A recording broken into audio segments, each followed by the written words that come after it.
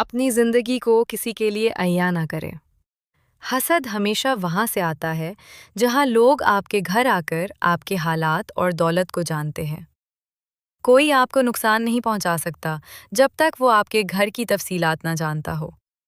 کوئی بھی آپ کے منصوبوں کو ناکام نہیں بنا سکتا جب تک آپ خود اسے اپنا راز نہ بتائیں۔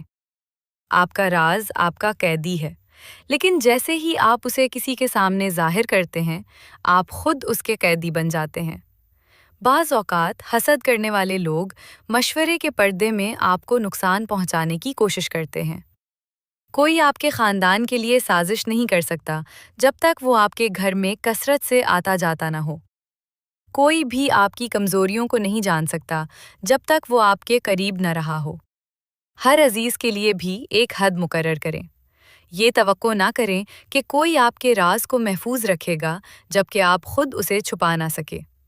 یہاں میرا مطلب یہ نہیں کہ آپ لوگوں سے رابطہ ختم کر دیں، نہیں، ہرگز نہیں، بلکہ یہ کہ آپ حدود کا تعین کریں اور ان حدود کو عبور نہ ہونے دیں۔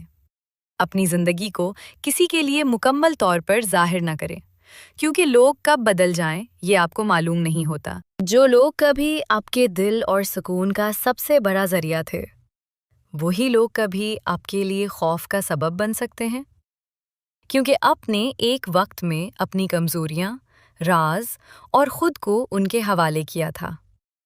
اپنے راز کو اپنا قیدی بنائیں اور اپنے گھر کو محفوظ رکھیں۔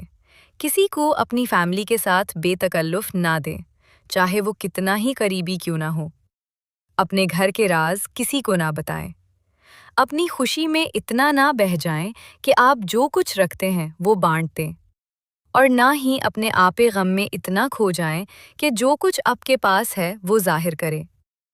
اپنے غصے میں اپنی زبان پر قابو رکھیں اور اپنی خوشی میں اپنے جذبے پر قابو رکھیں۔ آنے والے وقت کو مد نظر رکھیں اور حال پر نظر رکھیں۔